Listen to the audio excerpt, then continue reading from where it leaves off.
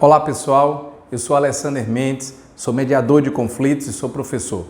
Nesse momento, nós estamos começando um programa chamado Superando Conflitos. Ao longo de 6 anos da minha caminhada, 6 para 7 anos como mediador de conflitos, já ouvi muitos conflitos de diversas pessoas, já participei de muitas sessões de mediação e, claro, todas elas com um objetivo: auxiliar as partes nas suas resolutividades desses conflitos. E a partir daqui, a partir de hoje, você é nosso convidado para sempre visitar o nosso canal, o canal que está trazendo um programa chamado de Superando Conflitos. Esse canal vai tratar especificamente de 3 eixos básicos. Nós vamos tratar do direito, nós vamos tratar da cidadania e nós vamos tratar da mediação de conflitos.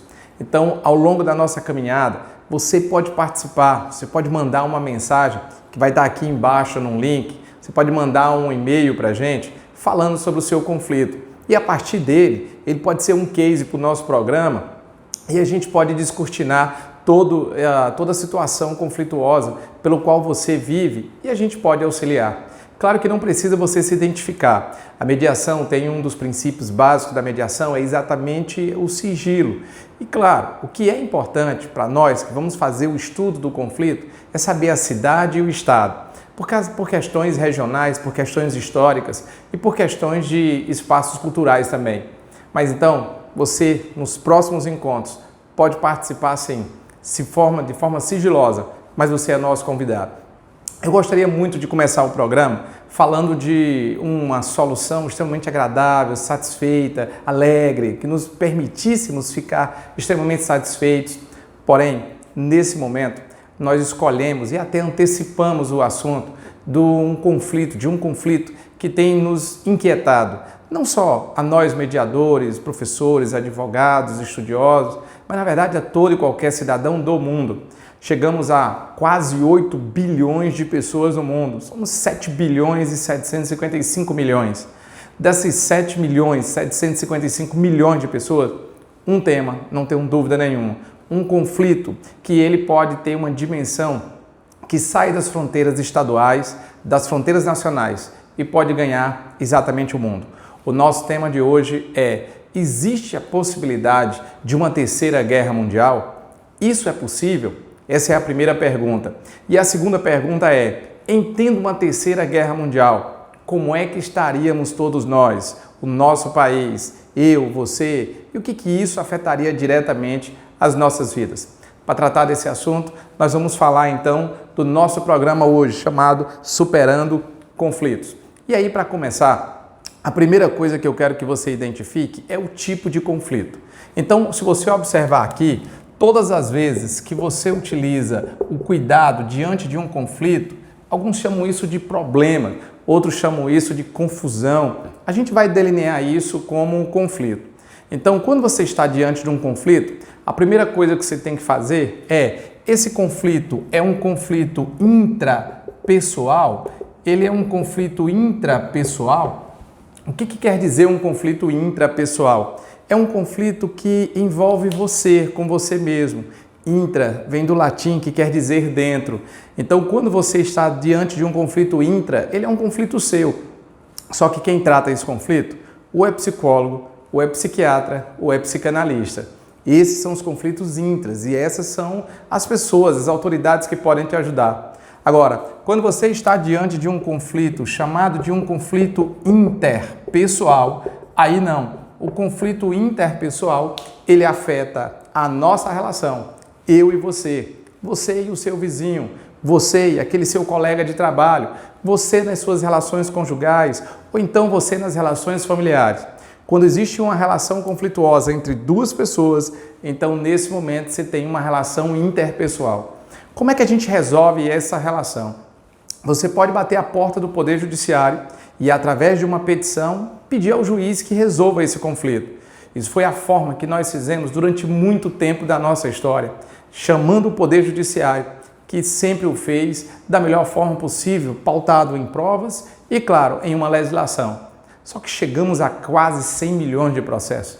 Chegou o momento que uma petição dada entrada hoje, às vezes a audiência pode ser até no próximo ano.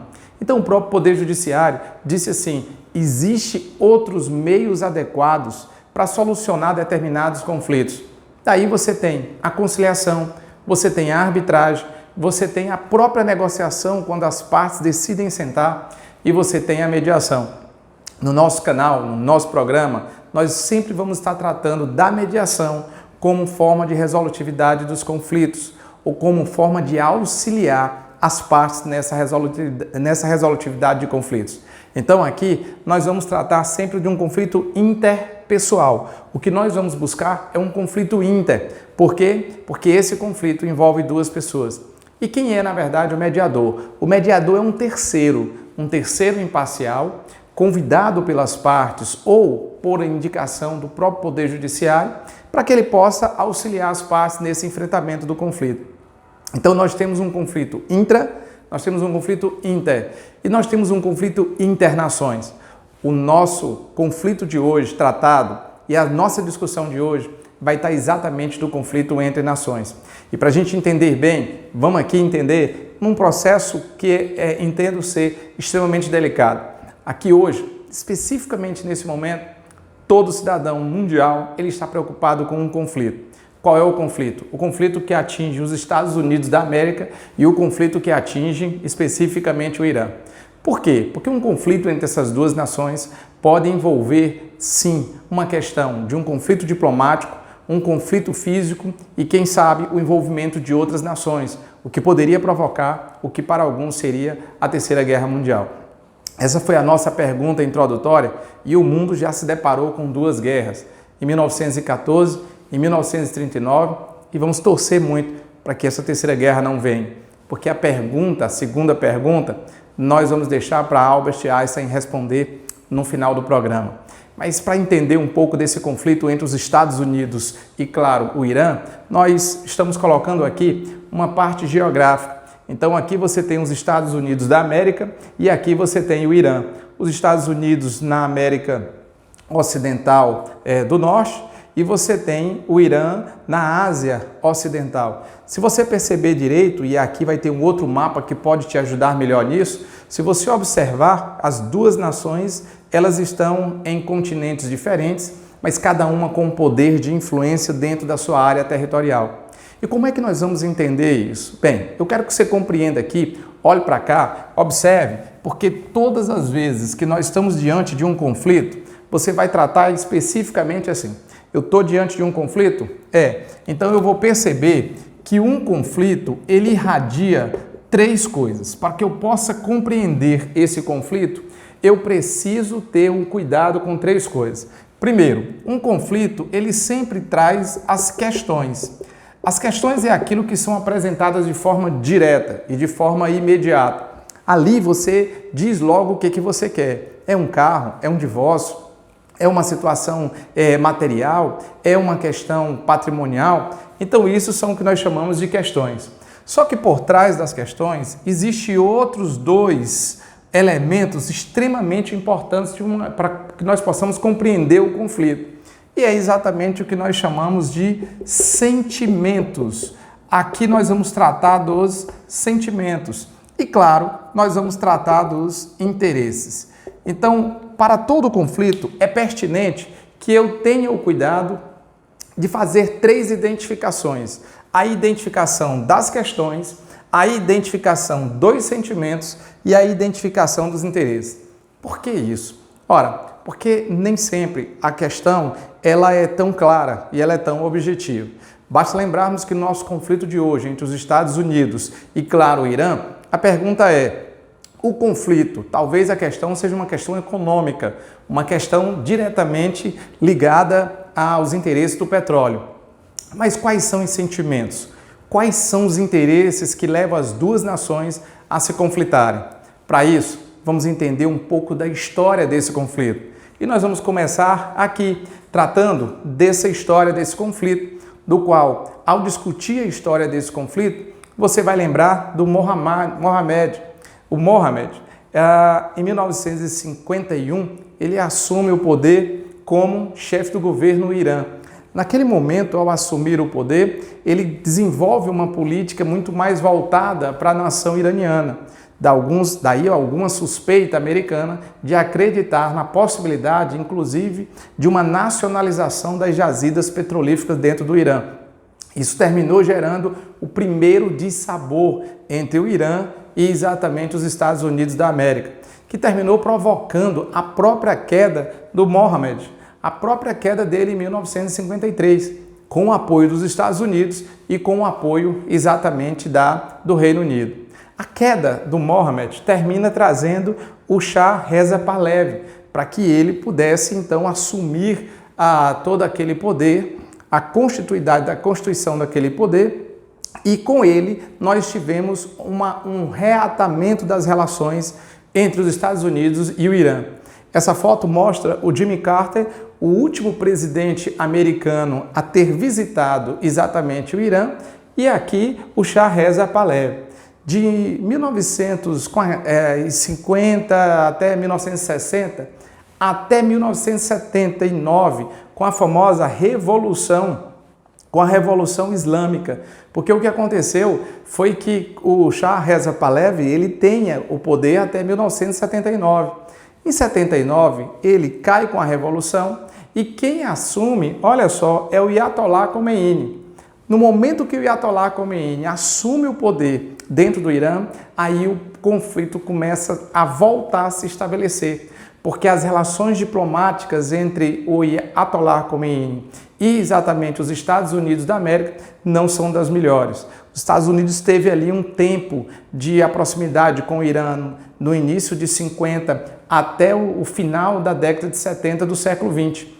Mas a partir do momento em que nós começamos a perceber a chegada da Revolução Islâmica, os Estados Unidos realmente haviam deflagrado o conflito ali diplomático e, claro, um conflito também econômico. Essa situação termina se agravando com o atentado do World Trade Center. No atentado do World Trade Center, no dia 11 de setembro de 2001, o que nós percebemos foi que os Estados Unidos da América, que desde a Segunda Guerra Mundial havia construído no imaginário do cidadão mundial que os americanos seriam intocáveis e imbatíveis. O atentado do 11 de setembro, ele foi muito mais do que só um atentado, mas foi uma legitimidade dos países de oposição aos Estados Unidos que o Império americano não é tão invencível assim. E o que levou o George W. Bush a fazer uma afirmação extremamente pesada quando ele diz que o Irã, o Iraque e a Coreia do Norte representam o que ele chamou de eixo do mal. Naquele momento, tínhamos chegado a uma das situações mais críticas do conflito entre os Estados Unidos da América e, claro, o Irã. Naquele momento, o conflito americano, o cidadão americano, que inclusive legitima um próprio contra-revanchismo depois do atentado do 11 de setembro. Ali foi um dos momentos mais delicados, porque economicamente as relações já estavam rompidas desde a Revolução Islâmica de 1979, mas aqui em 2001 o clima realmente ficou extremamente tenso. As nações começam a vivenciar situações delicadas e o Irã, quando o conflito for realmente deflagrado e as relações diplomáticas rompidas, o Irã começa a fazer a retomada especificamente do enriquecimento de urânio. Por outro lado, os americanos dizem, eles estão construindo uma bomba atômica, estão se preparando para isso e colocam então o mundo em uma situação de perigo.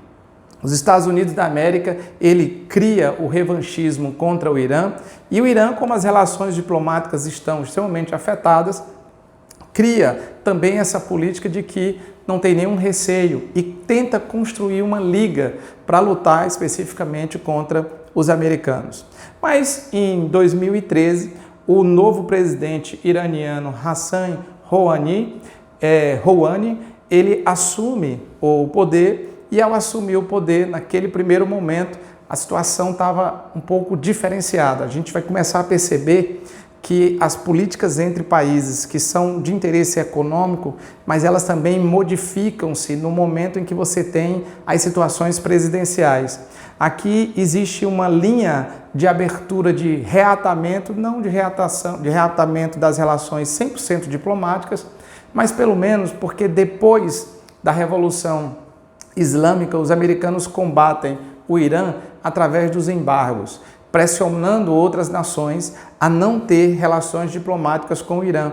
E especificamente em agosto de 2013, nós tivemos aqui o presidente iraniano que pede o fim das relações, das sanções diplomáticas e econômicas contra o Irã, que fora, na verdade, atendida ali, foi um processo de mediação que aconteceu na época em que o presidente americano Obama estava na presidência, e ali foi feito um acordo que foi travado em Viena, que fechou-se o acordo nuclear com o Irã. O país se comprometeu em limitar drasticamente o seu programa nuclear e, em contrapartida, os Estados Unidos retiraria os embargos que havia feito contra o Irã. A situação, então, entre Estados Unidos e o Irã, a gente começa a perceber que é um conflito que ele não vem de forma imediata, né? A gente começa a compreender que desde a Segunda Guerra Mundial. Mas aqui o acordo nuclear foi feito por intervenção da Comunidade Europeia e da Organização das Nações Unidas, só que logo depois nós tivemos a eleição e a presença do republicano Donald Trump. Quando Trump assume o poder em 2018, ele de forma unilateral rompe o acordo que o Irã tinha feito com os Estados Unidos, com o Obama, e ao romper isso, volta toda a crise diplomática e muito mais aguçada. Porque quando o Donald Trump rompe o acordo que havia feito com o Irã, ele encerra unilateralmente esse acordo e cria uma situação diplomática extremamente complicada. O Irã não tinha outra alternativa e, se tinha, optou para também fazer o afastamento. Veja que o conflito, nesse momento, ele iniciou um conflito diplomático lá ainda nos anos 50.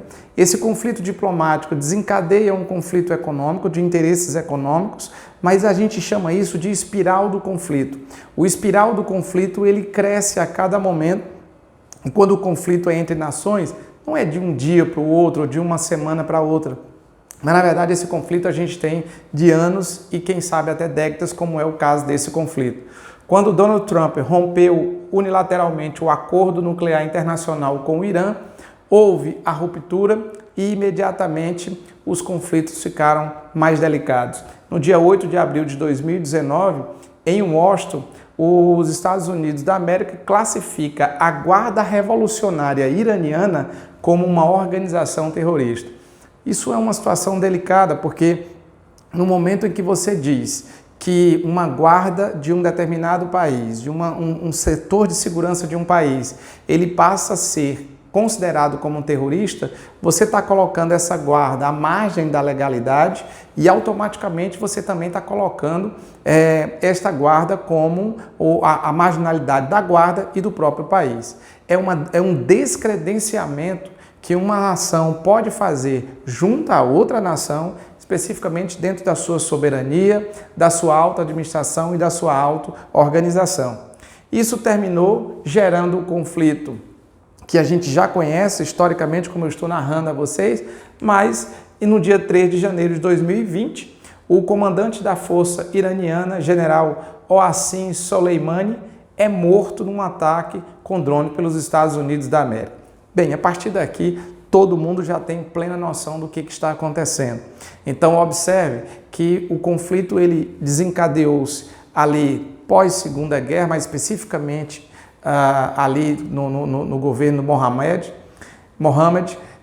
e de 1950 em diante, nós tivemos um tempo ali de uma certa trégua com o Shah Reza Pahlavi, com os Estados Unidos, mas depois da Revolução Islâmica de 1979, para cá os conflitos tendem somente a aumentar. E claro, dentro de uma perspectiva da história, da mediação, e eu não tenho dúvida nenhuma do direito, esse é um dos momentos mais delicados. Por que é um momento delicado? Ora, é um momento delicado primeiramente, porque você tem uma nação oficialmente regularizada, registrada com a sua Constituição, uma pessoa jurídica que ela entra no espaço territorial de uma outra nação para bombardear nada mais, nada menos do que um general. Na verdade, você está ali matando o segundo homem dentro da defesa iraniana. E claro, aquilo ali dentro do campo jurídico seria uma deflagração de guerra. O Irã, então, sofreu a morte do seu general, vive-se nesse momento, na verdade ontem e hoje está se fazendo o velório do general e claro, a reação nos primeiros momentos elas não são das melhores. O Irã indica a possibilidade de reagir, diz que vai reagir à violência sofrida e as nações e outras nações mundiais têm se posicionado. Tanto a Rússia quanto a China têm se posicionado que a melhor forma de solução dos conflitos é exatamente a paz. Por outro lado, a Alemanha reconheceu a expansão terrorista dentro do mundo, mas recua quando dá 100% de credibilidade à decisão do Donald Trump. Aqui você tem a França também brigando, sugerindo a forma pacífica de solução dos conflitos e no Brasil o presidente da República tomou uma decisão de fazer nas suas redes sociais um apoio mais direto. Bem, diante dessa situação é importante que a gente entenda que qualquer que seja o líder da nação, ele tem que respeitar os princípios constitucionais que é regido por esta nação. O artigo 4º da Constituição brasileira, ele trata como os princípios fundamentais do Brasil, o artigo 4º, inciso 6º, a defesa da paz. E como é que nós resolvemos os nossos conflitos internacionais? Nós resolvemos nossos conflitos internacionais com a solução pacífica dos conflitos. É assim que o Brasil tem se posicionado ao longo de todo o seu processo histórico. Na verdade, na história do Brasil, o Brasil se envolveu em um conflito internacional direto e um indireto, que foi fora do nosso território. Durante a Segunda Guerra nós nos envolvemos sim, mas foi na Guerra do Paraguai, em 1864, que o Brasil se envolve dentro do seu território com uma nação estrangeira. Então, o Brasil legalmente trata os conflitos e a maneira adequada de solucioná-los através da solução pacífica dos seus conflitos. E aqui é importante, lembre que eu havia feito uma pergunta a vocês. E qual foi a primeira pergunta? Se nós estamos na iminência de uma terceira guerra mundial ou não. Talvez eu não sou cientista político, então eu vou permitir que os cientistas políticos possam resolver isso. Mas como historiador também que sou, é importante dizer que ao longo desse processo do conflito, talvez tenhamos chegado à situação mais delicada do conflito. Ao matar um general de uma outra nação, você está ferindo abertamente a soberania dessa nação. E o ferimento da soberania de uma nação é o que provoca diretamente a deflagração de uma guerra. O momento é tenso, o momento é delicado. Mas lembra que eu havia feito uma segunda pergunta.